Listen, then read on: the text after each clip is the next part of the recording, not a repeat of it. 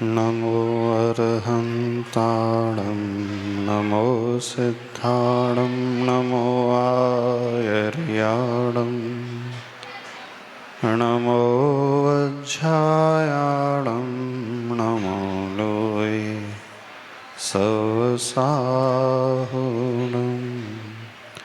पंच परमेष्ठी भगवान की, संत श्रोमणी आचार्य भगवान गुरुदेव श्री विद्यासागर जी महाराज की, पूज्याचार्य श्री समय सागर जी महाराज की। जय बोलिए परम पूज्य निर्यापक श्रमण मुनिवर श्री वीर सागर जी महाराज जी की, समस्त मुनि आर्यिका संघ की जय। ऑनलाइन के माध्यम से सुन रहे समस्त श्रोतागण एवं उपस्थित जन समूह की ओर से पूज्य गुरुदेव के श्री चरणों में त्रैबार नमोस्तु नमोस्तु नमोस्तु। गुरुवर, आज प्रैक्टिकल समाधान के सायंकालीन सत्र में सर्वप्रथम सरधना से श्री शोभित जी जैन जिज्ञासा रख रहे हैं। नमोस्तु गुरुवर। गुरुवर, अक्सर घर में सास बहू, पिता बेटे, पति पत्नी जैसे करीबी रिश्तों में भी ये देखने को मिल रहा है कि उनकी एक दूसरे के साथ विचारधारा में सामंजस्यता बिल्कुल नहीं है। हे गुरुवर, मेरा प्रश्न यह है कि यदि किसी अपने के व्यवहार या किसी अपने के निर्णय से किसी को दुख पहुंचता है तो ऐसे में वह अपने स्वभाव को कैसे संभाले? नमोस्तु गुरुवर। जिंदगी में हमें यह भी हुनर आना चाहिए, जब जंग हो अपनों से तो हार जाना चाहिए।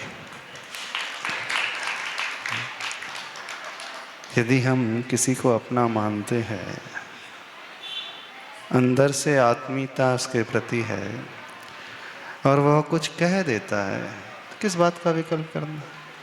वो अपना ही तो है। हाँ? और पराया यदि कुछ कह रहा है तो फिर सोचा भी जा सकता है, और उसके लिए भी खैर दूसरा रास्ता है, पर प्राय देखा जाता है व्यक्तियों को विकल्प अपनों वालों से ही अधिक होता है।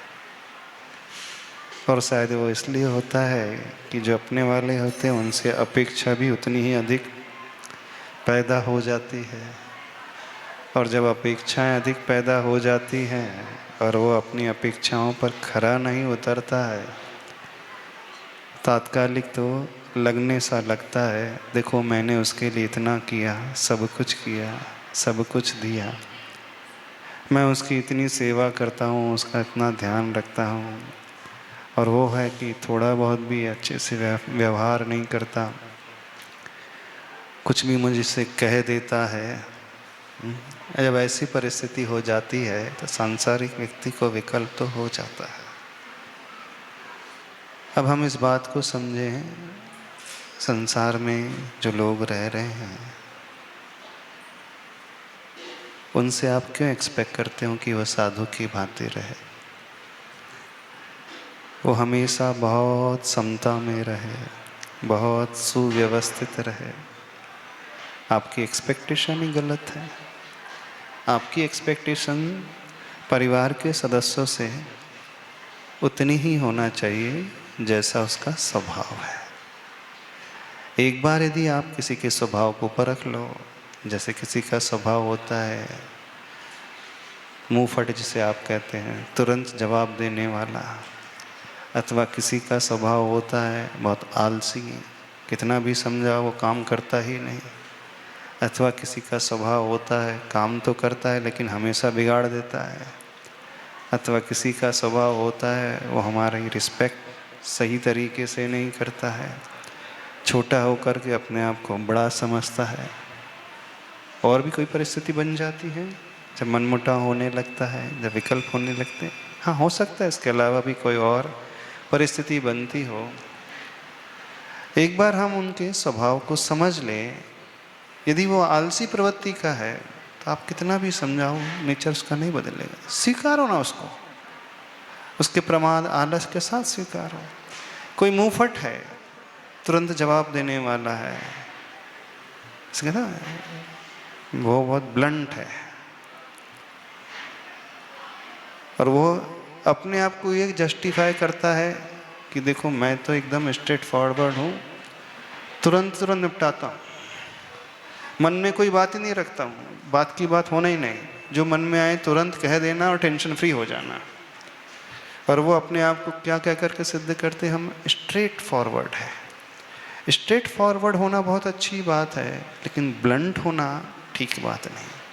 यदि आपको अपनी बात रखना ही है तो उस बात को रखने के दो तरीके हो सकते हैं। एक तरीका जो आपने आज तक अपनाया है, ब्लंटनेस से तुरंत जवाब दे देना, बिना सोचे समझे कि सामने वाले पर क्या बीतेगी। और एक दूसरा तरीका होता है, उसी बात को बड़ी पोलाइटली, विनम्रता से समझ करके और समझा करके रख दो। तो ये जो तरीका होता है, ये बड़ा अच्छा तरीका होता है। हमारा उद्देश्य बात ही पहुंचाना है ना, तो हम अच्छे से शब्दों का प्रयोग करके भी अपनी बात पहुंचा सकते हैं।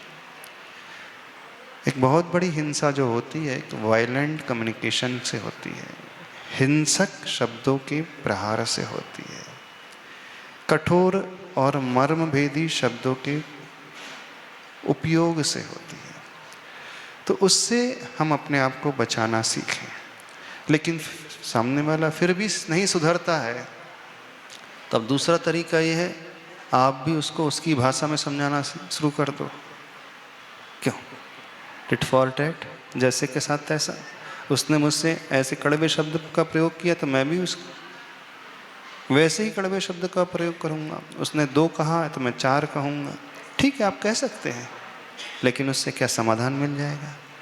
परिस्थिति तो और खराब हो जाएगी। यही तो हुआ था कमठ और पार्श्वनाथ भगवान के जीव के संबंधों में। कमठ उसी प्रकार से वैर पालता रहा। तो यदि आप उसी तरीके को उपयोग में लाओगे जैसा सामने वाला लाता है, फिर आप में और उनमें अंतर क्या हुआ? फिर आपका धर्म कहाँ गया? क्षमा धर्म की जब बातें करते हो, जिन धर्म को लेकर के आप पूजा करते हो, प्रभु की भक्ति करते हो, सामने वाला नहीं सुधरता है तो कोशिश करें उसे प्रेम से, अच्छे व्यवहार से समझाएं। फिर भी नहीं सुधरता है तो या तो आप अपने आप को उस क्षेत्र से अलग कर लें, न्यूट्रल हो जाएं, क्षेत्र परिवर्तन कर लें। पर कई परिस्थिति ऐसी होती हैं कि आप वो भी नहीं कर सकते। जीवन उसी के साथ गुजारना है, छोड़ भी नहीं सकते, बदल भी नहीं सकते, तो क्या करें? फिर एक ऑप्शन होता है, घुट घुट करके मरो। हमेशा संक्लेश करते रहो, हमेशा टेंशन लेते रहो, तो ये तो कोई सही समाधान नहीं है। फिर जिनके साथ जीवन गुजारना ही है, परिस्थिति नहीं बदल सकती है आपकी, जो आपके हाथ में नहीं है, तो ऐसी सिचुएशन में हम अपनी मनः स्थिति बदलने की कोशिश करें। हम उसे एज इट इज़ एक्सेप्ट कर लें, उसके नेचर के साथ एक्सेप्ट कर लें और कर्म का उदय मान करके समता से सहन करें। क्योंकि जो सिचुएशन आपके कंट्रोल के बाहर है, उसे लेकर के आप कितना विकल्प करोगे? कब तक विकल्प करोगे? यदि आपके कंट्रोल में है तब तो आप पुरुषार्थ कर सकते हो। आपने 2 बार, 3 बार, 4 बार किया, नहीं है तो फिर एक्सेप्ट करो। यही तरीका होता है, अर्थात समता से सहन करना। इस समय काम आता है विपाक विचय धर्म ध्यान। हमने पूर्व में उसके साथ कुछ बुरा किया होगा, तभी वो हमसे बुरा व्यवहार कर रहा है। और सच मानो, बिना कर्म के कभी कुछ ऐसा होता ही नहीं। प्राय ऐसा ही होता है, पूर्व भाव के वैरी जो हैं एक ही घर में उत्पन्न हो जाते हैं, एक ही घर में देवरानी जेठानी बन जाते हैं, एक ही घर में सास बहू बन जाते हैं, एक ही घर में भाई भाई भी बन जाते हैं, अथवा पति पत्नी पूर्व बन जाते हैं, पिता पुत्र भी बन जाते हैं। यही मान करके चलना चाहिए, तो आप बड़े आनंद से रह सकते हैं। क्योंकि आपका जीवन का उद्देश्य क्या है? आनंद से रहना, टेंशन फ्री रहना, वैसा स्वीकार है। कुल मिलाकर के फल क्या निकला? परिस्थिति नहीं, अपनी मनः स्थिति हम बदलने की कोशिश करें। जितनी हम बदल लेंगे उतने ही अच्छे से रहेंगे। और जब हम मन स्थिति अच्छे से बदल लेते हैं, हो सकता है उसका प्रभाव सामने वाले पे पड़ जाए, लेकिन इसके लिए पेशेंस की आवश्यकता होती है, थोड़ा धैर्य चाहिए और थोड़ी सहनशीलता चाहिए, तभी यह संभव हो सकता है। कैलाश नगर से श्री कीर्ति जैन जी जिज्ञासा रख रही हैं। पूज्य गुरुदेव की श्री चरणों में त्रैवार नमोस्तु। हे गुरुवर, जैन धर्म के 4 आधार स्तंभ कहे हैं, जिनमें अहिंसा, अपरिग्रह, शादवाद और अनेकांत को लिया गया है। गुरुवर, अहिंसा और अपरिग्रह का संबंध और ज्ञान तो हमें बहुत मिला, लेकिन गुरुवर शादवाद और अनेकांतवाद क्या है, तथा भगवान महावीर के द्वारा कहा गया यह शादवाद और अनेकांतवाद हम इसे अपने जीवन में कैसे उतारे, समाधान करें ना मुझसे गुरुवर। अनेकांत का अर्थ होता है अनेक अंत जिसमें मौजूद रहते हैं, वो कहलाता है अनेक अंत, अनेकांत। अंत का अर्थ यहाँ पर फिनिश नहीं लेना। अंत का अर्थ होता है धर्म, गुण, स्वभाव, पहलू, नज़रिया। लेमेंस की भाषा में यदि हम समझना चाहें तो अंत का मीनिंग है परसेप्शन, धारणा हम क्या बनाते हैं, अथवा यूँ समझ लें दृष्टिकोण। अनेकांत का अर्थ हुआ अनेक दृष्टिकोण जिसमें मौजूद होते हैं। हर परिस्थिति को देखने के अनेक दृष्टिकोण होते हैं, अथवा अनेक प्रकार से उसे देखा जा सकता है। तो जो हम विचारधारा में लेकर के आते हैं उसका नाम होता है अनेकांत, और वही विचारधारा जब हमारे शब्दों में आ जाती है तो वो कहलाता है स्यादवाद। स्याद का अर्थ है कथनचित, वाद का अर्थ है कथन करना, अर्थात कथनचित आप अच्छे भी हैं, कथनचित आप उतने अच्छे नहीं हैं, कथनचित आप पिता भी हैं, कथनचित आप भाई भी हैं, कथनचित आप पुत्र भी हैं, कथनचित आप मालिक भी हैं, कथनचित आप नौकर भी हैं। कथनचित आपके भीतर इन क्वालिटीज़ को लेकर के ये गुण हैं, कथनचित आपके भीतर अवगुण हैं। साइंस का जो प्रिंसिपल आता है, प्रिंसिपल ऑफ रिलेटिविटी, सापेक्षता का सिद्धांत, वही जो है वह विचारधारा अनेकांत की विचारधारा कहलाती है। और उस अनेकांत की विचारधारा को जब हम अपने व्यवहारिक जीवन में प्रयोग में ला लेते हैं तो कहलाता है स्यादवाद। भगवान महावीर स्वामी जी का सबसे सुंदर सिद्धांत है। इस सिद्धांत को जो व्यक्ति अपने जीवन में अपना ले, समस्त प्रकार की विसंवाद, लड़ाइयाँ, शत्रुता बहुत जल्दी शांत हो जाएंगी, समाप्त हो जाएंगी, और वहाँ शांति का माहौल आ जाएगा। आचार्य भगवान ने एक बहुत अच्छा दोहा लिखा है, ही से भी की ओर ही बढ़े सभी हम लोग, 6 के आगे 3 हो विश्व शांति का योग। अनेकांत जब हम कहते हैं तो वहाँ भी आ जाता है, और जब हम एकांत कहते हैं तो वहाँ पर ही आ जाता है। और जहाँ एकांत होगा, ही होगा, वहीं लड़ाइयाँ शुरू होती हैं। ही का अर्थ है मैं ही सही हूँ, जो मैं कह रहा हूँ वो ही ठीक है। ही सामने वाले को रिस्पेक्ट बिल्कुल नहीं देता, ही सामने वाले का इम्पोर्टेंस नहीं समझता, ही सामने वाले को मौका ही नहीं देता। ही जो है सिर्फ अपने आप को स्थापित करने की कोशिश करता है। मैं सो ठीक, आप सो गलत। लेकिन उसी ही को जब हम भी की ओर लेकर के आ जाएं तो वही समाधान हमें मिलने लगता है। हाँ, अपनी दृष्टि से मैं सही हूँ और आपकी दृष्टि से आप भी सही हैं। सवेरे यदि क्लास की होगी अटेंड तो कहा था ना, एक उदाहरण दिया था, आपको कौन सा रंग दिख रहा है तेली का? आपकी दृष्टि से लाइट पिंकिश है, लेकिन हमारी दृष्टि से ब्राउनिश है। अब हम अपनी ही दृष्टि आप पर थोप दें कि नहीं ये तो ब्राउन कलर है, तो यहाँ लड़ाई शुरू हो जाएगी। अब लड़ाई कब शांत होगी? जब आप हमारी दृष्टि से इसे देखने की कोशिश करोगे, अथवा हम आपकी दृष्टि से देखने की कोशिश करेंगे। तो अनेकांत का अर्थ होगा अपना चश्मा बदल करके दूसरे के चश्मे से परिस्थिति को देखने की कोशिश करना। और एकांत का अर्थ होता है एक ही दृष्टि में अड़े रहना, झुकना ही नहीं, स्वीकारना ही नहीं। जो है सो बस उतना ही है। मैं कभी अपनी बात को बदलूंगा ही नहीं। ये कहलाता एकांत। नहीं, एक अंत, एक ही नजरिया जहां आ जाता है। तो यदि आप कहो कि नहीं मेरा बेटा बेटा ही है, तो गलत हो जाएगा। बेटा ही नहीं, वो बेटा भी है, वो भाई भी है, वो भतीजा भी है, वो मित्र भी है, वो स्टूडेंट भी है, वो सेवक भी है, वो पुजारी भी है। बेटा ही नहीं है, वो सब कुछ है। तो अनेकांत का अर्थ हुआ भी अपने जीवन में लेकर के आना, और एकांत का अर्थ हुआ ही पे ही अड़े रहना। तो जहाँ ही होता है, एकांत होता है, वहाँ अड़ियलपना होता है, अक्खड़पना होता है।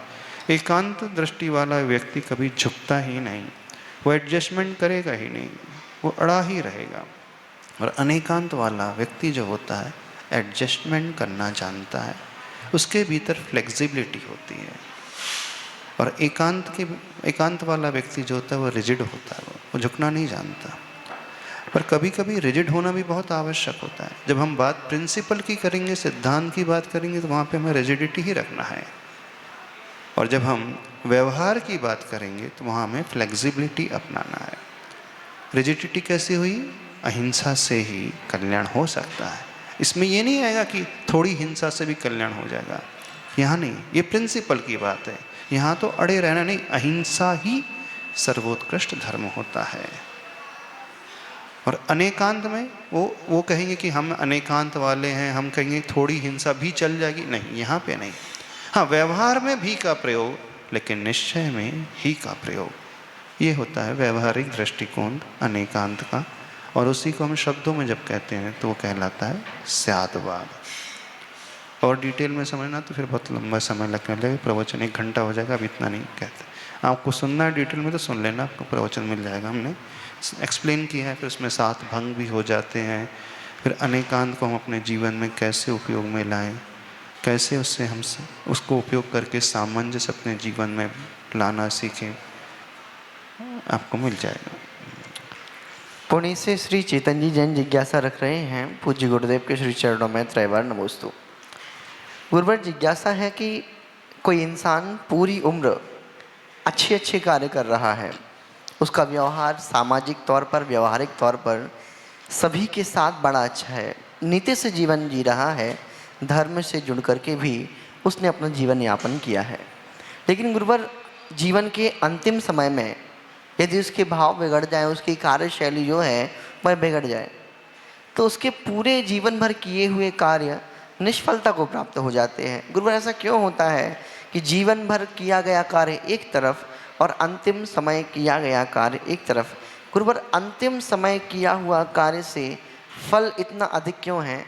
नमोस्तु। समाधान। 1000 किलोमीटर की जर्नी है, आप 990 किलोमीटर तक बड़ी अच्छी ड्राइविंग कर रहे हैं, और आपको यहाँ से बॉम्बे पहुँचना ही था। 10 किलोमीटर पहले ही आपकी झपकी लग जाती है और एक्सीडेंट हो जाता है। तो ऐसा ड्राइवर को आप रख लोगे? ऐसे ड्राइवर को बताइए हमें। जो ड्राइव कर रहा था 990 किलोमीटर, उसने बड़ी अच्छी तरीके से ड्राइविंग की, बस 10 किलोमीटर पहले ही उसकी नींद लग गई, अथवा 10 किलोमीटर पहले ही उसने कोई गलती कर दी जिससे गाड़ी का एक्सीडेंट हो जाता है और कई लोग स्पॉट में ख़त्म हो जाते हैं। तो क्या होगा बताइए? क्या उसे ड्राइविंग नहीं आती थी? ड्राइविंग तो आती थी। जो ड्राइवर 990 किलोमीटर अच्छे से ड्राइव कर सकता है, इसका मतलब उसकी ड्राइविंग तो बड़ी अच्छी है। कुछ स्थिति ऐसी होती है, वहाँ फाइनल रिजल्ट ही मैटर करता है। आपने बहुत अच्छी पढ़ाई की, जो स्टूडेंट है, और एग्ज़ाम के दिन उसने चीटिंग कर ली, बस 355 डेज तक सारी कोचिंग, सारी क्लासेस बड़े अच्छे से अटेंड की, बस जिस दिन फाइनल पेपर था उसी दिन 2 क्वेश्चन में चीटिंग की, पूरे में नहीं की। क्या होगा रिजल्ट? पास की फेल? तो उसकी साल भर की मेहनत कहाँ गई बताइए? क्या वो फेलियर स्टूडेंट है। जब परीक्षा की घड़ी आती है, यदि उस समय वो नकल कर रहा है तो फेल ही माना जाएगा।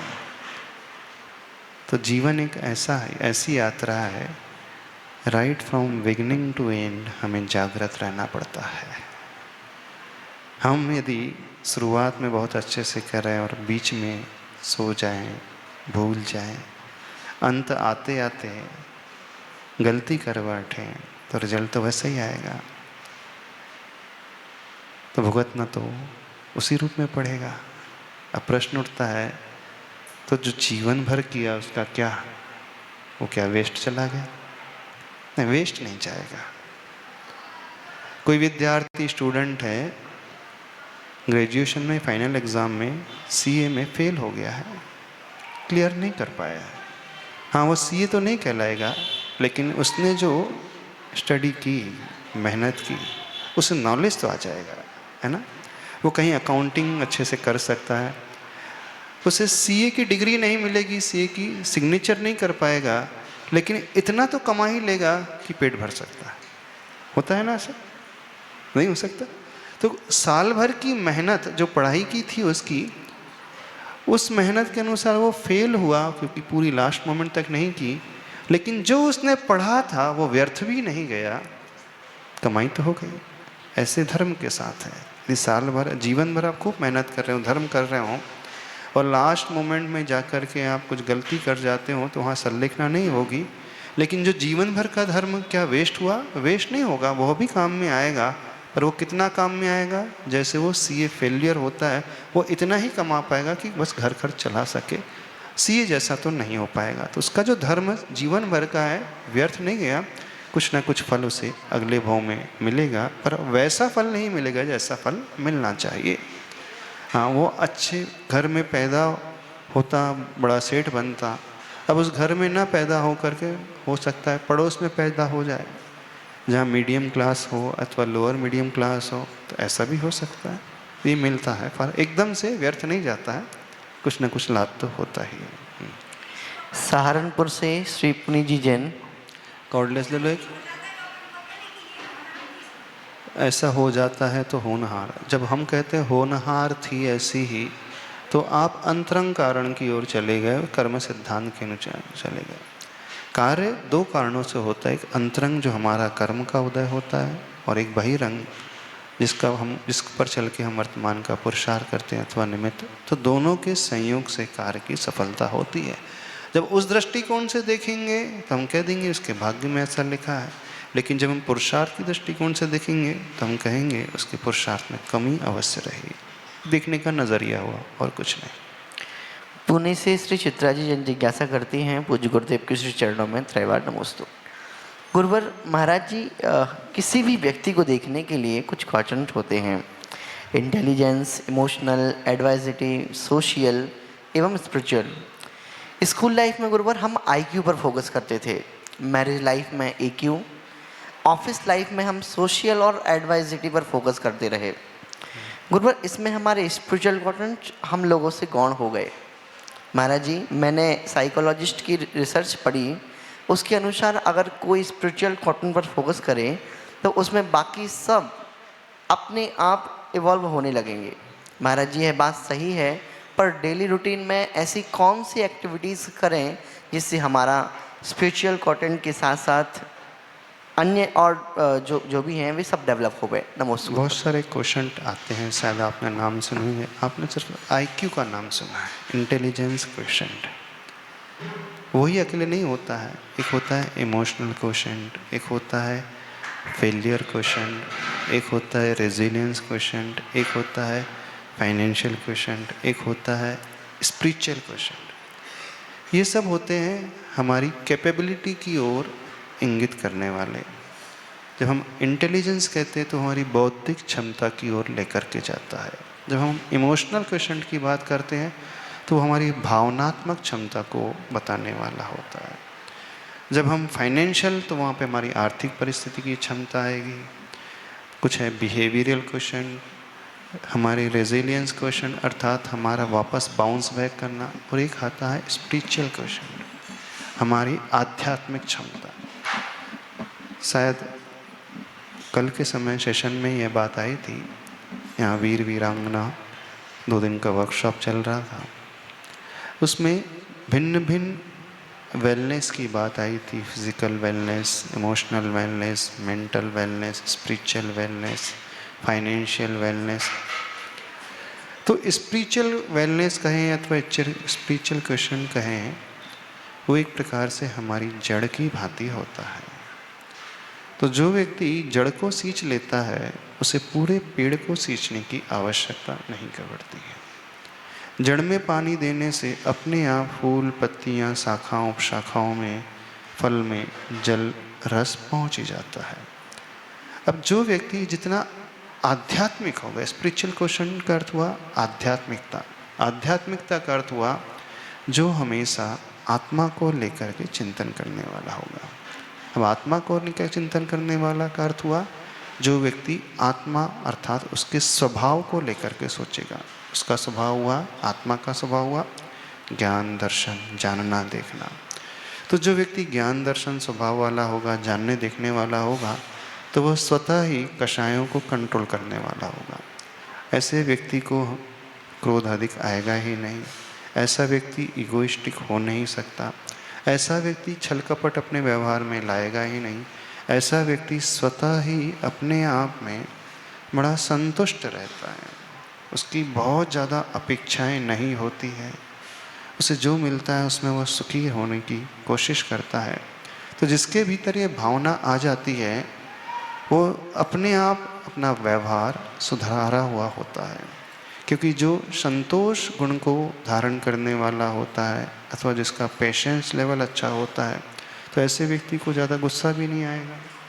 ऐसा व्यक्ति अहंकारी भी नहीं होगा। ऐसा व्यक्ति अपने आप कंपैशन, करुणा की भावना से भरा रहेगा, सिंपैथी से भरा रहेगा। वो दूसरों को अपने जैसा मानने वाला होगा। आध्यात्मिक व्यक्ति पर्याय की ओर दृष्टि नहीं रखता। आध्यात्मिक व्यक्ति हमेशा द्रव्य यानी आत्मा की ओर दृष्टि रखने वाला होता है। वो अन्य व्यक्ति को भी अपने जैसे ही स्वीकारता है। उसके भीतर कभी भेदभाव नहीं होगा। वो दूसरे के दुख को देख ही नहीं पाएगा। वो दूसरे के कष्टों को अपना कष्ट मानने लगेगा और उस कष्ट को दूर करने के लिए वैसा पुरुषार्थ भी करने लगेगा।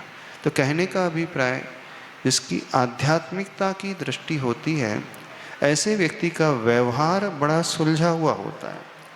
जिनके साथ भी उसका व्यवहार होगा बड़ा सुव्यवस्थित होगा। उससे कोई भी डिससेटिस्फाइड हो रह ही नहीं सकता। हर व्यक्ति उससे सेटिस्फाइड रहेगा। वो बहुत इजीली कॉम्प्रोमाइज़ करने वाला होगा। वो सबको इम्पोर्टेंस देगा। वो अपने अहम का पोषण बिल्कुल नहीं करेगा।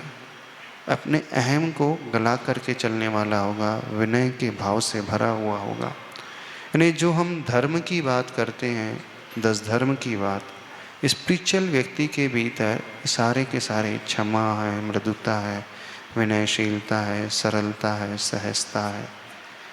उसकी जो लोभ कषाय की मंदता है, संतोष गुण है, सत्यता है, तप है, दान धर्म है, सब अपने आप आते चले जाते हैं।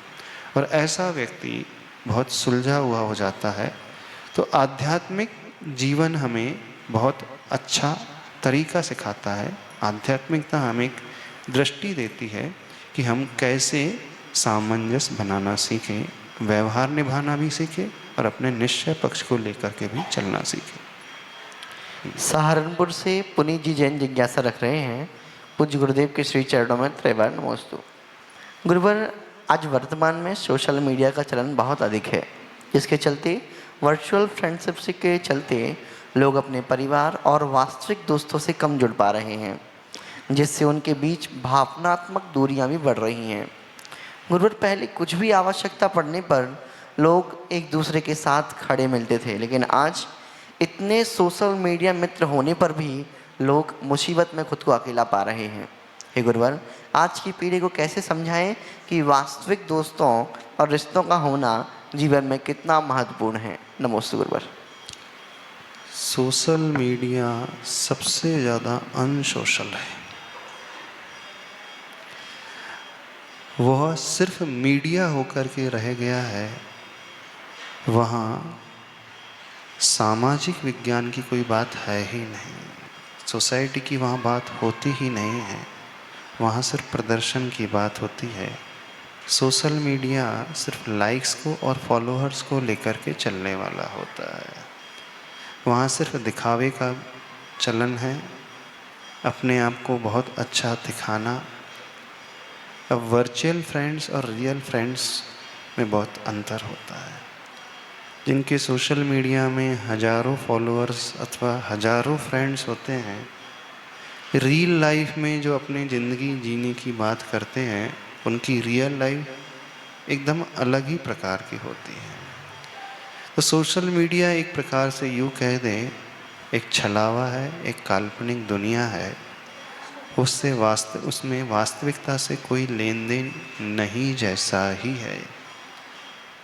सोशल मीडिया में आप जब भी कोई पिक्चर अपलोड करते हैं, कोई वीडियो अपलोड करते हैं, कोई रील्स डालते हैं, एक बात बताना, क्या अपने रियल लाइफ की वीडियो अथवा जो डे टू डे लाइफ है उस वीडियो को अपलोड करते हैं, कि जब कुछ आप एक्स्ट्रा ऑर्डिनरी अचीव करते हैं, कुछ एक्स्ट्रा ऑर्डिनरी ऐसी ड्रेस है आपकी, कुछ ऐसा कोई कार्य है, तो उसे ही डालते हैं?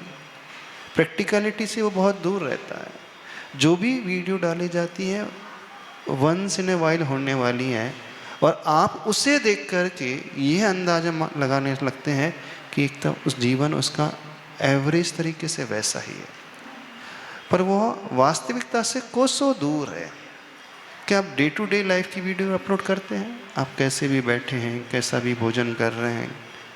नहीं, आप वही वीडियो अथवा फ़ोटो डालोगे जब किसी पार्टी में जा रहे हैं, और पार्टी साल में 2-3 ही होती है, 4-6 ही होती है, उससे ज़्यादा नहीं होती है। बाकी 360 दिन जो जीवन होता है एक नॉर्मल जीवन होता है, और नॉर्मल जीवन की कोई बातचीत वहाँ पर होती नहीं। आप उस वीडियो को, उस रील को देख कर के अपना बेंचमार्क बना लेते हो, हाँ मुझे भी ऐसी ड्रेस पहनना है, मुझे भी ऐसी ज्वेलरी चाहिए, मुझे भी ऐसी कार चाहिए, मुझे भी ऐसे ही अपना मेकअप कराना है, सब ऐसा ही है, पर वो वास्तविक है ही नहीं। समझे इस बात को? तो वास्तविक जीवन जीना सीखें। कोई व्यक्ति आपको रियल लाइफ में वहाँ पे कोई भी सहयोग करने वाला नहीं होगा। तो जीवन को, जीवन के महत्व को समझें। जहाँ संवेदना होती है, जहाँ करुणा की भावना होती है, जहाँ एक दूसरे के लिए समय होता है, जहाँ एक दूसरे की केयरिंग की बात होती है, वहीं आप अच्छे से रह सकते हैं। क्योंकि मनुष्य एक सामाजिक प्राणी है। मनुष्य उन पशुओं की भांति नहीं है, कोई जंगल में अकेला रह जाए तो चल जाएगा। मनुष्य बिना समाज के, बिना ग्रुप के, बिना सोसाइटी के आनंद से रह ही नहीं सकता। यदि वो अकेला रहने लगे तो डिप्रेशन में आ जाएगा, अवसाद में चला जाएगा। देखना, जिस व्यक्ति के साथ कोई नहीं होता बोलने वाला, जो अकेला थकेला पड़ जाता है, वह प्राय डिप्रेशन में पहुंच जाता है, क्योंकि उससे कोई शेयर करने वाला नहीं है। वो अपने सुख दुख की बात दूसरों से शेयर नहीं कर पाता है। सोशल मीडिया के अनुसार अपने जीवन को ना बनाएं, वास्तविकता के धरातल में रह कर के जीवन जीना सीखें, तब आप दूसरों के काम आओगे और वे भी आपके काम आएंगे। चलिए। ऑनलाइन जिज्ञासा के उपरांत अब उपस्थित जनसमूह में सर्वप्रथम जिज्ञासा करने के लिए श्रीमती रश्मि जी जैन कटनी जी से, और इसके बाद तैयार रहें आयुषी जैन। परम आराध्य गुरुदेव के चरणों में नमोस्तु नमोस्तु भगवान नमोस्तु। भगवान, मेरी जिज्ञासा है, उलझन, कष्टों और परेशानियों से भरी इस दुनिया में खुशहाल जीवन जीना भी किसी कामयाबी से कम नहीं है। भगवान, इन परिस्थितियों में हम कामयाबी भी हासिल करें और त्याग और विरक्ति के मार्ग को कैसे अपनाएं? नमोस्तु भगवान नमोस्तु। क्या इस कामयाबी की जीवन को प्रश्न क्या किया? उलझनों, कष्टों व परेशानियों से भरी इस दुनिया में खुशहाल जीवन जीना भी किसी कामयाबी से कम नहीं है। भगवान, इन परिस्थितियों में हम कामयाब भी हों और त्याग और विरक्ति के मार्ग को कैसे अपनाएं? विरक्ति के मार्ग को कैसे अपनाएं? हाँ, तो संसार भावना का चिंतन करें, सबसे अच्छा तुरंत वैराग्य आ जाएगा। अपने अपने सुख को रोवे पिता पुत्र दारा, सब छूट जाएगा। जिससे राग है ना, सब छूट जाएगा। ना बेटा काम आएगा था, ना बेटी, ना हस्बैंड, ना पत्नी, कुछ ना कहीं काम नहीं आता। किसी को हमसे लेना देना नहीं है। सबको अपनी अपनी सुविधाओं से लेना देना है। इस वास्तविकता को जो समझ लेगा अपने आप उसे वैराग्य आ जाएगा। हाँ, आपसे लेना देना है किसी को, पति को आपसे कुछ लेना देना नहीं, आप उनकी आवश्यकताओं की पूर्ति करते हैं तो लेना देना है। बेटे को भी आपसे लेना नहीं, आप भोजन बना के देते तो, और आपको भी बेटे से कुछ मतलब नहीं है, बेटा बुढ़ापे में काम आएगा इसलिए आप बेटे की सेवा में लगे हैं। दुनिया में कोई किसी का होता ही नहीं है, सब अपने अपने होते हैं और वे हमें अपने तभी तक लगते हैं जब हम उनके अनुसार चलते हैं। उनकी अनुसार कार्य करते जाओ तो अपने नहीं है तो क्या है संसार का नियम क्या है? संसार बड़ा स्वार्थी है, अपने अपने सुख को रोवे पिता पुत्र धारा। आचार्य भगवान कहते थे इस भावना का चिंतन करें, द्रव्य क्षेत्र काल परावर्तन का चिंतन करें, जिससे हमारी आसक्ति है उसकी वास्तविकता का चिंतन करें। वो आखिर चाहता क्या है, कितना चाहता है, कब चाहता है, क्यों चाहता है, सही में चाहता है कि सिर्फ और कोई कारण है। ये चिंतन जो शुरू कर देता है उसे समझ में आ जाएगा सब अपना अपना उल्लू सीधा कर रहे हैं और कुछ नहीं। समझ में आता है? अब यह विश्वास अंदर से नहीं है, यदि सब विश्वास अंदर से हो तो वैराग्य आ जाएगा। पूरा नहीं है तो प्रतिमा तो ले ही लेगा वो। अभी सब ऊपर से है, भारतों का जमा खर्च है, शब्दों में है। हाँ संसार तो ऐसे ही है, सही है, कोई किसी का नहीं है। ये जो है सब दूसरों को समझाने के लिए, स्वयं को समझाने के लिए नहीं है। और जिसे स्वयं समझ में आ जाता है वो घर में रुक नहीं सकता, उसकी दृष्टि आत्मा की ओर आ जाएगी, आत्म कल्याण की ओर आ जाएगी। और रही बात परेशानियाँ कष्टों की, तो परेशानी कष्ट तो कर्मोदय से हर एक के जीवन में आते हैं। किसी के आज आ जाएंगे, किसी के आज आते हैं, किसी कल आएंगे। ये तो संसार में लगा हुआ है। जिज्ञासा करेंगे आयुषी जी और उसके बाद तैयार रहें श्रीमती वंदना जी जैन। नमोस्तु गुरुवर, नमोस्तु।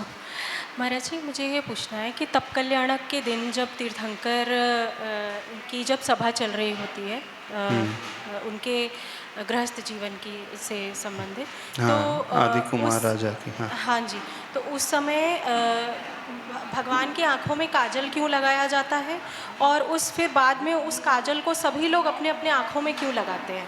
हाँ, जब दीक्षा कल्याणक होता है, दीक्षा कल्याणक में काजल नहीं लगता, केवल ज्ञान कल्याणक में होता है। तो एक क्रिया होती है नयन उन्मीलन, अर्थात नयनों का खुल जाना अथवा तीसरे नेत्र का खुल जाना। तीसरा नेत्र है केवल ज्ञान को प्राप्त वे प्रभु हो चुके हैं। ऐसी दृष्टि हो गई उनकी कि उन्हें सारा संसार, संसार के समस्त प्राणी, भूत भविष्य, जिनकी वर्तमान की सारी पर्याय एक साथ जिन्हें नज़र आने लगती हैं, तो वो उसका प्रतीक होता है कि उनकी आँखों में से काजल को निकाला लगाया जाता है और बताया जाता है। अब हम केवल ज्ञान हो गया कैसे बताएंगे? तो एक विधि होती है प्रतिष्ठा पाठ में कि उनके नयन उन्मीलन, यानी वो एक प्रतीक है कि केवल ज्ञान रूपी ज्योति उन्हें प्राप्त हो गई है, तो उसको इंगित करने के लिए काजल लगाया जाता है। और फिर उस काजल को सभी लोग इसलिए लगाते हैं कि जैसे प्रभु को वो दिव्य दृष्टि प्राप्त हुई है, हमें भी वैसे ही दृष्टि प्राप्त हो सके। जिज्ञासा करेंगे श्रीमती वंदना जी जैन और उसके बाद तैयार रहें आशीष मनु जी जैन। नमोस्तु मुनिश्री, नमोस्तु। मेरा प्रश्न कल्याण मंदिर क्लास में से है। तादात्म्य संबंध व एकावगाहन संबंध में क्या अंतर होता है? तादात्म्य संबंध होता है गुण गुणी का संबंध। जी। तद अस्य आत्मा इति तदात्मा, और उसका भाव तादात्म्य। जैसे सोने में से हम पीलापन अलग कर सकते हैं? हाँ, नहीं, कभी नहीं। आत्मा से हम ज्ञान अलग कर सकते हैं? कभी नहीं। तो आत्मा में जो ज्ञान है, आत्मा गुणी है और ज्ञान उसका गुण है। तो ये संबंध जो है वो तादात्म्य संबंध कहलाता है। उस गुण को कहीं बाहर से उसमें डाला नहीं गया। सोने में पीलापन जो है बाहर से डाला नहीं गया। गुलाब में से सुगंधी को हम अलग कर सकते हैं? नहीं कर सकते। सुगंधी डाली नहीं गई।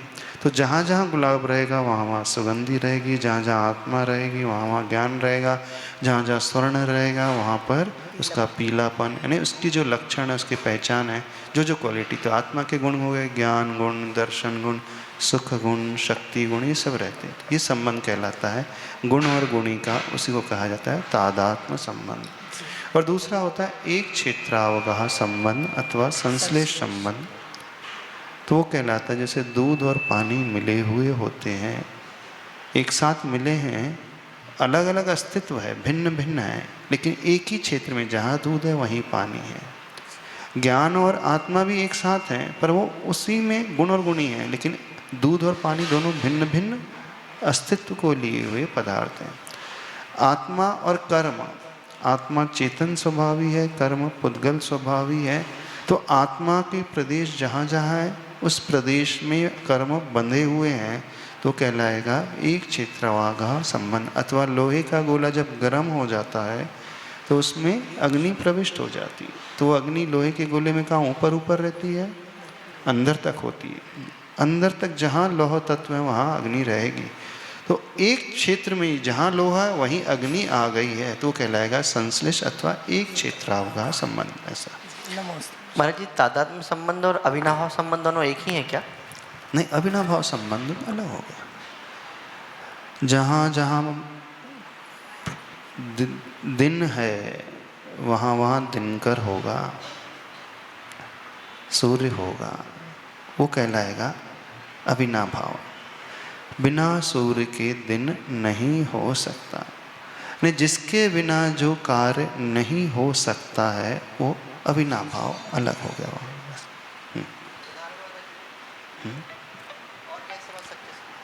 जहाँ जहाँ अन्य सारी एक्टिविटी है, जहाँ जहाँ मुक्ति है वहाँ वहाँ नियम से मुनिराज होंगे ही। बिना मुनि बने मुक्ति की प्राप्ति कभी नहीं हो सकती है। पर मुक्ति अलग है, मुनि महाराज अलग है, वो तादात्म्य संबंध नहीं है। कार्य कार्य की व्यवस्था है, बिना मुनि बने मुक्ति हमें नहीं मिल सकती है। और सिद्धांत में आता है जहाँ जहाँ शुद्धोपयोग है वहीं वहीं श्रेणी रहेगी। इसे पच्चा से भी घटा सकते हैं। चलिए जिज्ञासा करेंगे आशीष जी, आशीष मनोज जी है ना, इसके बाद तैयार रहें श्रीमती रेखा जी मोदी।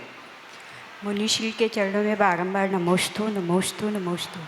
मुनिश्री, ये प्रश्न मेरे जैसी अनेक गृहिणियों का है कि परिवार में रहते हुए परिवार की जिम्मेदारियों को संभालने के कारण हम खुद के लिए और धर्म के लिए पर्याप्त समय नहीं दे पाते हैं। तो हम ऐसा क्या पुरुषार्थ करें कि हमारा धर्म भी मतलब बैलेंस रहे और परिवार भी बैलेंस रहे? बैलेंस बनाना सीखें, समय सबके लिए प्रॉपरली मैनेज करना सीखें, परिवार को भी व्यवस्थित करें और यथा योग्य इस प्रकार से समय निकालें कि आपका धर्म पुरुषार्थ भी चल सके। धर्म, अर्थ और काम पुरुषार्थ श्रावक के 3 पुरुषार्थ होते हैं। सही श्रावक होता है तीनों में बैलेंस बना करके चलेगा, यथा योग्य समय वह निकालता हुआ कार्य करेगा। अब ये बात अलग है कि भिन्न भिन्न परिवार में भिन्न भिन्न स्थिति होती है, कहीं धर्म के लिए अधिक समय मिल सकता है, कहीं कम मिले। अब परिस्थिति बहुत ज़्यादा प्रतिकूल है तो थोड़ा भी धर्म करेगा तो उसका वो बैलेंस हो जाएगा, क्योंकि उन प्रतिकूलताओं में रह कर के वो धर्म के लिए समय निकालता है। पर प्राइमरी जो मोटिव होना चाहिए, अपनी जिम्मेदारी को व्यवस्थित तरीके से निभाएं, वो उसका सही धर्म हो जाएगा। वही कर्तव्य का पालन उसे धर्म की ओर लेकर के चला जाएगा। जिज्ञासा करेंगे श्री रेखा जी मोदी, इसके बाद तैयार रहें श्रीमती पिंकी जी जैन। कृपया शीघ्रता से जिज्ञासा करें। प्रक्षमण श्री वीर सागर महाराज जी के चरणों में त्रिवार नमोस्तु नमोस्तु नमोस्तु। महाराज जी, मेरा प्रश्न है, क्या सोच रहे क्या सोचूं, जो कुछ है कर्म के धर्म में। क्या सोच रहे हैं, क्या सोचूं? जो कुछ है कर्म के धर्म में। जो कुछ है कर्म के धर्म में, धर्म में कर्म के धर्म हो। अथवा क्या सोच रहे हैं, क्या सोच, इसका अर्थ है जो भी हो रहा है हमारे कर्म के कारण ही हो रहा है। हम बहुत सोचते हैं कि ये हो जाए वो हो जाए, वो नहीं होता है तो क्या सोच रहे हो, क्या सोचूं, जो कुछ भी है कर्म के उदय से है, कर्म के से धारण करने हैं। अर्थात यहाँ विपाक विषय धर्म ज्ञान की प्रेरणा आचार्य भगवान दे रहे हैं। जो भी हमें मिल रहा है हमारे ही कर्मोदय से मिल रहा है, हम उसे समता से सहन करना सीखें। बहुत अधिक ओवर थिंकिंग करने से परिस्थिति नहीं बदलती है, हम उसे एक्सेप्ट करना सीखें। जिज्ञासा नमोस्तु करेंगे महाराज। श्रीमती पिंकी जी जैन, और उसके बाद तैयार रहें श्रीमती सुनीता जी जैन। नागपुर की हैं जो आन बान, जो बन गए हैं जिन शासन किसान, ऐसे परम योगी वीर सागर जी को सत सत प्रणाम, सत सत प्रणाम। महाराज जी, मुझे एक सवाल पूछना था। अभी लोग धर्म के कार्य में बहुत बढ़ चढ़ के हिस्सा ले रहे हैं, लेकिन उतनी तेज़ी से नैतिकता का बहुत पतन हो रहा है। नैतिकता का पहले लोग बोलते थे कि लोग क्या कहेंगे, लोगों का काम है कहना, लेकिन अब ऐसा लग रहा है कि अब लोगों को एक डर होना चाहिए कि लोग क्या कहेंगे, तभी समाज परिवार सुरक्षित रह सकता। तो इस बारे में थोड़ा आपका मार्गदर्शन चाहूँगी। अभी देखने में आ रहा है कि धर्म में बहुत ज़्यादा लोग बढ़ चढ़ के हिस्सा ले रहे हैं, पर वो वास्तविक धर्म नहीं है, ऊपर ऊपर का धर्म है। धर्म की क्रिया करना अलग है और अंदर से धार्मिक होना अलग होता है। दुनिया ने सिर्फ क्रिया को ही मुख्य रूप से धर्म मान लिया है, पर आचार्य भगवान कहते हैं धर्म जो वो होता है जहाँ हमारे परिणाम संभले हुए होते हैं। धर्म वो होता है जहाँ व्यक्ति के भीतर करुणा की भावना आती है, वात्सल्य का भाव एक दूसरे के प्रति आता है, सम्यक दर्शन का वो पालन करता है, अंदर से वो प्रभावना की भावना लेकर के आता है, किसी के दोष को देख कर के उसको ढांकने की वो कोशिश करेगा। तो धर्म प्रैक्टिकल होना चाहिए, व्यवहारिक धर्म होना चाहिए, सक्रिय धर्म होना चाहिए, जहाँ हम सबको साथ लेकर के चलें। हाँ, आज सिर्फ दिखावा बहुत अधिक हो रहा है तो वह धर्म होता ही नहीं। सही धार्मिक व्यक्ति होगा वो जैन कुल के योग्य आचरण करने वाला होगा, वो नैतिक आचरण से विहीन नहीं होगा। ऐसा नहीं है कि वो शराब पीने लगे, सिगरेट पीने लगे, नशे का सेवन करने लगे, यद्वा तद्वा क्रियाएं करने लगे, ऐसा नहीं होता है। वो बड़ा समझदार होगा जो जैन कुल के योग्य आचरण है, 6 आवश्यक उसके बतलाए गए हैं, उसके अनुसार वो सारी क्रियाएं करेगा, और ऐसा कोई कार्य करेगा ही नहीं जिससे उसके कुल पर कलंक लगे, अपने पूर्वजों को वो बदनाम करे। वो तो महावीर भगवान का वंशज है, उनकी आज्ञा के अनुसार, उनके बताए हुए संकेत के अनुसार वह आचरण को बनाने वाला होगा। जो सही धर्म करने वाला होता है वह आचरण प्रधान होता है और दिखावे के धर्म से ऊपर उठा हुआ होता है। तो लाना चाहिए अपने भीतर ये भाव कि हमारा नैतिक आचरण न टूटे, नैतिकता को हम सर्वप्रथम स्थान अपने हृदय में दें। जिज्ञासा करें श्री सुनीता जी जैन, उसके बाद तैयार रहें नीरू जी जैन। अंतिम जिज्ञासा के लिए तैयार रहें श्रीमती सुरुचि जैन। पूज्य मुनि श्री के चरणों में शतशः नमोस्तु। गुरुवर, मेरी शंका है कि तीर्थंकर की माता पूर्व भाव में ऐसा कौन सा पुण्य करती है जो तीर्थंकर बालक को जन्म देती है? तीर्थंकर की माँ बनने वाला जो जीव होता है, ऐसा प्रतीत होता है भवों भवों से वो भावना भाने वाला होता है। जैसे तीर्थंकर 16 कारण भावना को बांध कर के बनते हैं, ऐसे ही कुछ धार्मिक भावना को भावने वाला वह जीव होता है। एक ऐसा जीव जो हमेशा से मातृत्व धर्म का निर्दोष रूप से पालन करने वाला होता होगा, नीति और न्यायपूर्वक चलने वाला होता होगा। शास्त्रों में कहीं वर्णन नहीं आया अभी तक कि कौन सा जीव तीर्थंकर की माता बनती है, अभी कहीं पढ़ने में नहीं आया नियामक रूप से। जैसे तीर्थंकर बनने वाले के लिए 16 कारण भावना को बता दिया, वैसे नहीं आया। और तीर्थंकर की माता कोई सामान्य जीव नहीं, महान पुण्यशाली जीव होता है। तो पूर्व में बहुत अच्छे आचरण से रही होगी वो जी माता, धर्म का पालन करने वाली रही होगी। जो तीर्थंकर की माँ के गुण हैं, उन गुणों की आराधना वो शुरू से करने वाली रही होगी। उस प्रकार के कुछ व्रत उपवास आदि भी करने वाली रही होगी। उसके भीतर करुणा की भावना, वात्सल्य की भावना, जगत कल्याण की भावना, ऐसी कुछ भावनाओं का अवश्य उसके भीतर प्रवाह चलता हुआ आया होगा, तभी वो इस प्रकार से उस पुण्यशाली पद को पाने वाली होती है, जगत जननी जो मानी जाती है। चले जिज्ञासा करें नमोस्तु श्रीमती निरुजी जैन और अंतिम जिज्ञासा श्री सुरुचि जी। नमस्ते महाराज जी। महाराज जी, मेरे सामने एक धर्म संकट है कि मैं एक ऐसे परिवार से बिलोंग करती, मेरा मायका मतलब आगरा का बैनारा परिवार का है। और वहाँ पर हम लोगों को नव देवताओं को ही पूज्य बताया गया, इसके अलावा किसी को भी नहीं। और मैं अब ऐसी जगह आ गई हूँ कि जिस मंदिर में मुझे रोज़ आना पड़ता है, वहाँ मुझे बहुत सारी विषमताएं भी दिखती हैं। तो 7 वेदियाँ होने के बाद भी मेरा मन सिर्फ एक ही वेदी पे लगता है, और मैं बाकी सब जगह नहीं जा कर के एक ही वेदी पर पूजा पाठ करके घर चली जाती हूँ। तो मेरे रानी को ये चेलना का चरित्र पढ़ा है? हाँ, पढ़ा है। रानी चेलना को तो इतनी विपरीतता मिली थी, ऐसा पति मिला था जो धर्म विद्वेषी था, लेकिन अपने आचरण से न केवल उसने अपनी श्रद्धा मजबूत बनाए रखी, अपितु अपने पति को भी जिन धर्म के ऊपर विश्वास करने वाला बना लिया। आपको उतनी प्रतिकूलता तो नहीं मिली ना? नहीं, मेरे मन में ये संशय है कि मैं यदि एक ही वेदी के पूजा पाठ करके घर जाती हूँ तो मुझे अभिनय का दोष तो नहीं लगेगा? हमें वीतरागता की उपासना करना, जहाँ वीतरागता मिल जाए उसकी उपासना करो। हाँ, तो जहाँ मैं सराहता वैसा ही होगी। करती हूँ। हाँ। और रही बात वेदी में, तो पूजा पद्धति को लेकर के भिन्नता हो सकती है, नहीं, लेकिन पूजा पद्धति की पूज्यता- बात नहीं है। लेकिन पूज्यता को लेकर के कोई भिन्नता नहीं होती है। तो वे प्रभु तो पूज्य ही हैं, भले ही कोई व्यक्ति अन्य पद्धति से पूछे, पूजे उसमें हमें नहीं अटकना है। पूजा पद्धति हमें की तो बात प्रभु नहीं है। प्रभु की वीतरागता देखना है और अच्छे भावों को ला करके श्रद्धा से समर्पित होते हुए उनके चरणों की पूजन करना। नहीं, मेरा मतलब सिर्फ चलें, था आगे कि जिज्ञासा रखें भैया सुरुचि नव जी। देवता के अलावा यदि वहाँ तो 6 नव देवता को- पद्मावती हैं तो उनके लिए क्या नव करें? देवता को ही पूजना है, इसके बाकी अलावा किसी के लिए जरूरी नहीं है ना? बस नव देवता अपने आप पूजनीय बताए हैं। चलिए धन्यवाद। आगे जिज्ञासा करें श्री सुरुचि जी। ओम। जय बोलिए वीर सागर जी महाराज की जय। जय बोलिए श्री समस्त मुनि संघ की जय।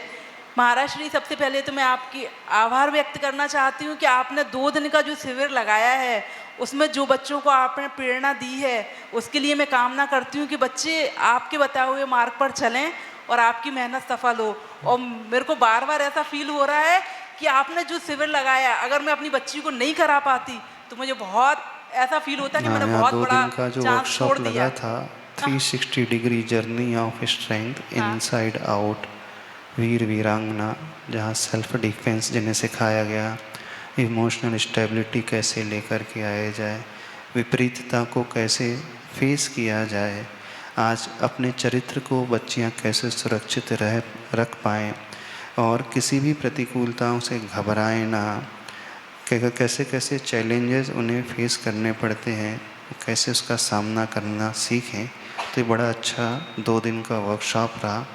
बच्चों और बच्चियों ने बहुत अच्छे से लाभ लिया और पूरा विश्वास है जिन्होंने इसे अटेंड किया उनका पूरा जीवन परिवर्तित हुआ होगा और अवश्य होगा ही, और भविष्य में भी वो इस प्रकार से अपना जीवन बनाएंगे, आचरण बनाएंगे, ताकि अन्य बच्चों और बच्चियों को उन्हें देख कर के एक प्रेरणा मिले, वे स्वयं रोल मॉडल बन कर के निकलेंगे।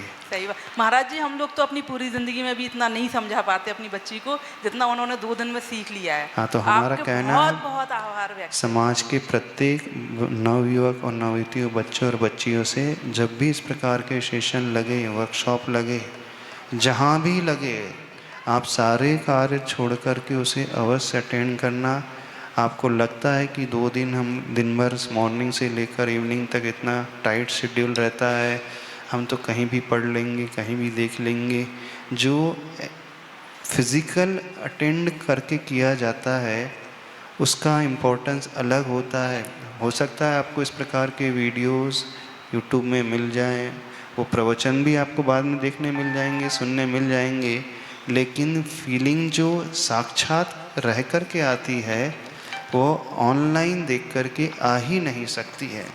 तो जो लोग इस भ्रम में रहते हैं वो प्रवचन तो हम बाद में देख भी लेंगे, क्योंकि यूट्यूब में तो अपलोड हो ही जाएंगे, मिल जाएंगे, हम वहाँ समझ लेंगे, वहाँ सुन लेंगे। सुन तो लोगे, लेकिन वह बात नहीं आएगी। जैसे साक्षात भगवान के समोसरण में उनके दर्शन करना और भगवान की बेदी में दर्शन करना कितना अंतर होता है। छायिक सम्यक दर्शन भगवान के समोसरण में पादमूल में होता है, लेकिन बेदी में बैठे हुए तीर्थंकर भगवान से कभी छायिक सम्यक दर्शन नहीं होता है। तो वो जो विशुद्धि साक्षात उपस्थिति रहने पर ही हो सकती है, परोक्ष में नहीं हो पाती है। तो आगे से कहना सभी बच्चे बच्चियों से, जब भी इस प्रकार के सेशन लगे, जहाँ भी लगे, अवश्य एनरोल करना। और जिन्होंने अटेंड किए हैं उनसे भी कहना है अपने आप को रिफ्रेश करने के लिए, रिचार्ज करने के लिए भविष्य में मिस ना करें, अवश्य अटेंड करें। महाराज श्री, हमारा क्वेश्चन तो हाँ। है कि भक्तांबर का पाठ तो अपन रात में कर सकते हैं, लेकिन तत्वार सूत्र और सहस्रनाम का पाठ कर रात में कर सकते भक्ति हैं क्या? कभी भी की जा सकती। सहस्रनाम भी भगवान की भक्ति मानी जाती है, भक्तामृत स्तोत्र भी भक्ति मानी और जाती है। तत्वार सूत्र महर्षि बुंदेलखंड की धरा को धर्मनगरी माना गया था। आज गुरुवर आचार्य श्री जब बुंदेलखंड में प्रवेश किए तब उन्होंने सर्वप्रथम देखा कि एक बालक जो है वो छोटा सा बालक पानी छान रहा है। इस दृश्य को देख करके आचार्य श्री वहाँ रम गए और वहाँ पर उन्होंने अपनी जो है वैराग्य पथ को आगे बढ़ाया। गुरुवर आज ऐसा ही दृश्य यहाँ भी देखने को मिला, जब समूचे वीर वीरांगना अटेंड करने वाले समस्त शताधिक बालक बालिकाओं ने आज सभी ने मिलकर के आज नवदा भक्ति पूर्वक आहारचर्या संपन्न कराई। गुरुवर, क्या बुंदेलखंड से भी अधिक आगे यह नागपुर और यह महाराष्ट्र आगे जा रहा है? गुरुदेव की जो दृष्टि रही है, पूर्व रही है, और जहाँ जहाँ गुरुदेव की दृष्टि को लोगों ने समझा, अपने जीवन में उतारा है, धर्म उनके जीवन में हमेशा के लिए आया जाएगा। और न कहने के लिए नागपुर महाराष्ट्र में आता है, पर लोग तो प्राय बुंदेलखंड के ही हैं। ये भी बुंदेलखंड ही है, क्षेत्र से कुछ ज़्यादा मतलब नहीं निकलता है। वहाँ रहने वाले श्रावकों से प्रयोजन सिद्ध होता है। तो भावना तो लोगों की वैसी ही है, समर्पण वैसा ही है जैसा हर जगह बुंदेलखंड में रहता है। तो बड़े अच्छे से आज बच्चों ने, बच्चियों ने न केवल उस धर्म को समझा, बल्कि प्रैक्टिकल धर्म को अपने जीवन में अंगीकार भी किया। चलिए, बहुत अच्छा। मानव आज पूज्य मुनिवर को नवदा भक्ति आहारचर्या